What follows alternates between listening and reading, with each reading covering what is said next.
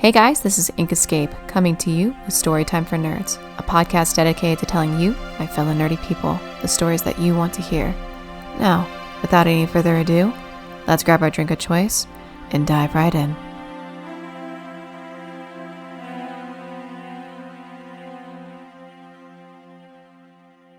The Sanctum, Episode 3. Last time, an old janitor named William Ganray and a night watchman named Collin faced an attack from an unknown gunman who alluded to Bill's past. Bill was able to buy time enough for Collin to start to escape, but at the cost of a mortal wound.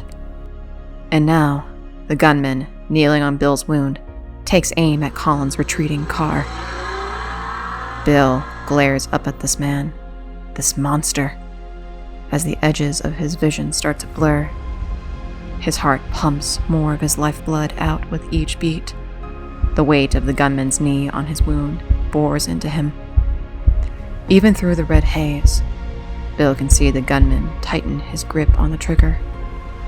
The lights on his suit still mesmerizing, even as they start to synthesize yet again. They reflect dully in the man's cold blue eyes.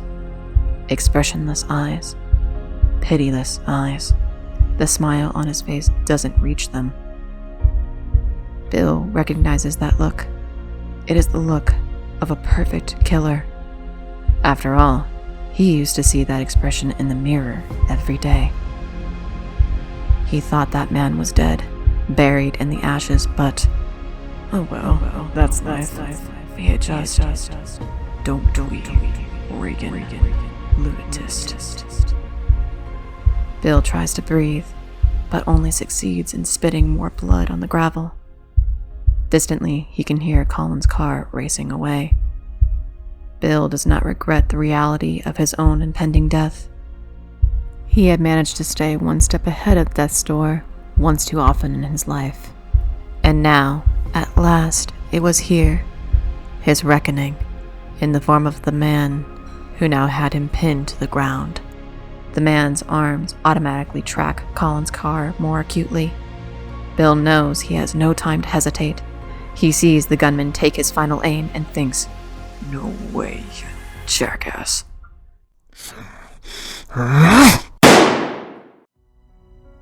With the last of his strength, Bill throws his arms upward, managing to knock the barrel aside right before the shot rings out. Bill allows himself to smile briefly, even as the gunman shoots to his feet. His smile turns to a grimace, though, as the gunman begins to kick him savagely. Bill's bones start to break, feeling like they were replaced with shards of glass. He lets his head tilt back, just in time to see Collin's taillights disappear around the corner, and he breathes out a sigh of relief, even as the toe of a steel-lined boot sinks into him once again. Bill enters that odd zone between suffering and blissful numbness. He knows he is in a lot of pain, but somehow it doesn't seem to matter to him. Then again, at the doorstep of your own death, does anything happening in real time even matter? The beating stops briefly as Bill hears the gunman growl, "M! Fetch!" Even in Bill's dying vision, he sees a female form detach itself from the group of people around them. She pauses briefly. She starts to say something before she is interrupted quickly. "We got the old one. Go get the kid, Em," a new voice says from among the group, right before the woman dashes away. Bill allows himself to curse quietly. Damn it. Break every law, boy, he thinks. You're allowed tonight. Don't stop until you get to the police station. Bill's mind takes him to the past as his beating resumes, the gunman focusing on him again. Images flash before him. Seeing Kathy for the first time, her short swords across her hips and her hair curled special for when she went on jobs. Artemis grinning like a swashbuckler as he wielded his rapier. traveling with his teams to an active zone and dropping in, his gun Flint getting warm from the hint of battle. A large mushroom cloud silhouetted against a darkening sky, and cobalt blue waters glittering, the symbol of the end of the Second Great War, the War of Sorrows, the day of ashen sky. Rushing home after he escapes the memory erase chamber, ripping the door open, calling to Kathy to have nobody answer, the house in shambles. Seeing Kathy afterward, her looking at him with no recognition, pregnant with his child, her hand drifting across her abdomen. Bill's focus returns to the present, even as he thinks of his grandson. Bane, it's up to you and your friends now, he thinks to himself. The shooter's fist tightens, and they readjust their aim as a gun barrel appears right above his forehead. Bill pulls in his last breath. Don't fail.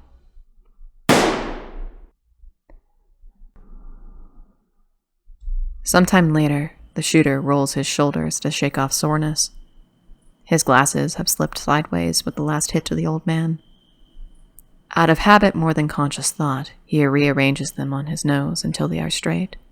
He looks at the body before him and gives it one more kick, just for good measure. He knows the old man can't feel it anymore, but it makes him feel better. He can't help but be disappointed.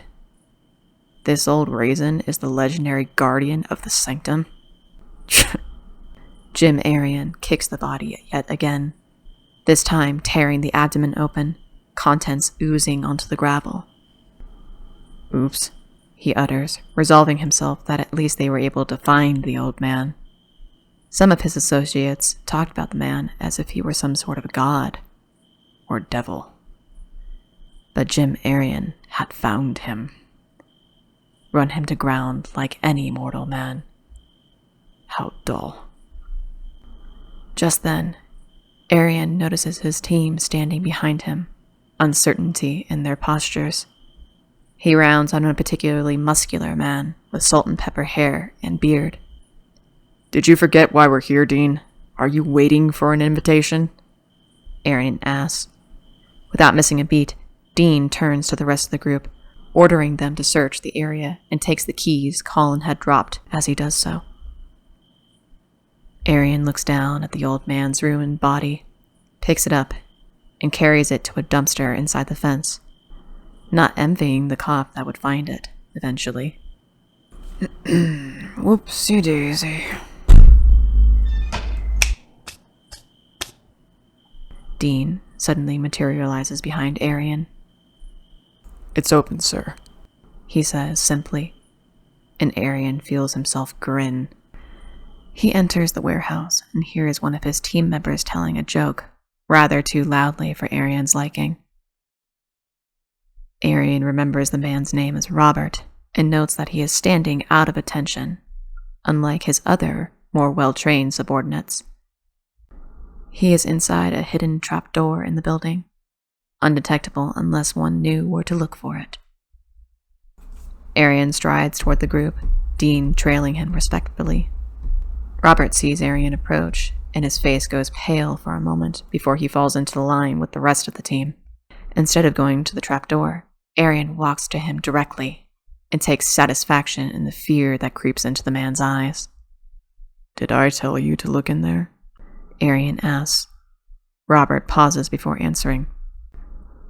No, sir. And did I tell you it was all right to go ahead and open it without my say-so? Arian continues. A bead of sweat runs down Robert's forehead.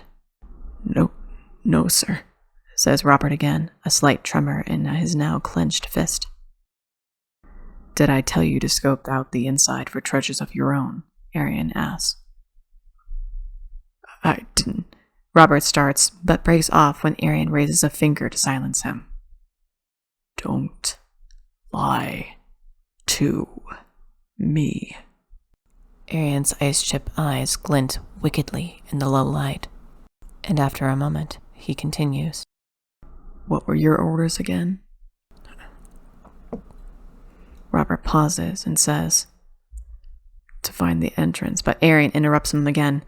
Yes, to find the door, not to open or gallivant around it. You were to find it. Did you exceed these simple orders and leave a vault containing the most valuable things in the world just open and start to enter it without my permission? He asks. Robert looks around and finally settles on Arian's face before saying, "Yes, sir." "Then why, pray tell, did you do both those things?" He leans into his face. Robert hesitates again before answering. He says, searching for words, but not finding them. Arian's hand drifts toward the sidearm at his hip. "You?" asks Arian as he takes the gun out of his holster and points it at Robert's feet. Robert's eyes fleck toward the barrel, but Arian catches the man's chin and drags it upward. "Look at me in the eye when you're speaking to me." "I asked you a question. Answer me," he says. I'm not sure, sir," replies Robert, and his eyes widen as Arian stiffens visibly. Arian lets go of his chin and racks the sidearm. "Please, I was trying to anticipate your orders, sir," Robert says, but Arian tuts at him. "Which foot do you like better, Robert, my friend?" Arian asks, grabbing Robert's chin again to force him to meet his eyes. "Do you know that at least?" Robert now has several beads of sweat coming down his face, and his eyes are wide with terror. Arian rebels in this struggle and readjusts his aim. "Too bad. Tell you what, I'll do you a favor," he says. "I'm going to help you figure it out. When you lose the use of your one foot, ask yourself." But he breaks off when he hears a familiar female voice sound over his earcom, a radiant pink light meaning he is talking specifically to M. "Sir, I found him. He's approaching the police station near the west dormitory of the university. Orders?" she reports. Arian grins as he detaches his hand from Robert's face to put his watch near his mouth. Keeping eye contact with Robert, he presses a button on the holographic screen to reply. "It took him this long to get there?" "He drove randomly for a while, I think, to try to throw me off, sir," she explains. Good job, Em. What's his ETA? Arian asks. 5 minutes, depending on streetlights. Is he within range, and is he in heavy traffic? He asks, knowing M was good at what she did. That's why he loves her. "Yes to both, sir," comes the curt reply. Make sure he stays in his car in the lot once he's there. Persuade him sweetly, my dear. Get in the car with him and make sure he doesn't make a fuss. The lot attendant is one of my guys, so if he bothers you, tell him I say hello. He'll leave you alone. A few of the guys will come escort him back here. Understand? "Yes, sir," she replies once more. That's a good girl, praises Arian. He lowers his arm to his side while keeping his gaze on Robert, whose eyes are still wide, his forehead having a current of sweat running down it by now. You're a lucky son of a bitch, you know that. Anyway, Robert, can you anticipate my orders now? Robert considers his answer, then slowly utters, No, sir. What are your orders? See? He can be taught. All it takes is persuasion, Arian says. He begins to laugh, and Robert joins him. That is, until Arian redirects the gun to beneath his chin.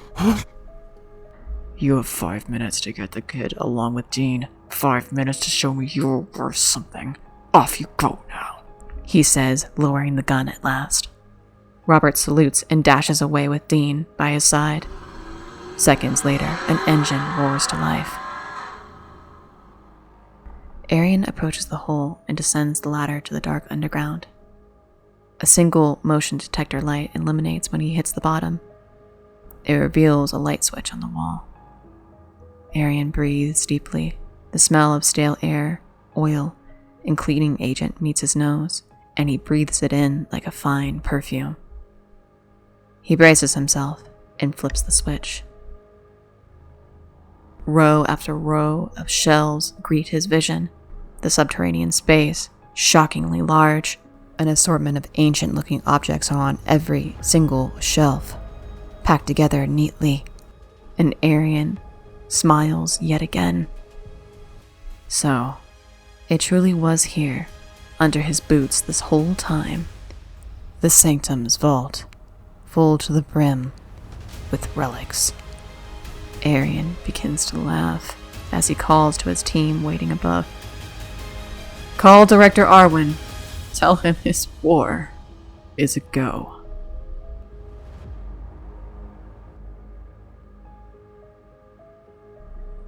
Days later, and miles away from where the old man has met his end, a young woman sits on a rooftop, watching the sun set over Granite City. Hovercrafts fly by her, and she is immune to the beautiful sight. Her eyes are locked on a target, because tonight her purpose is clear. Tonight, she is going to arrest a murderer.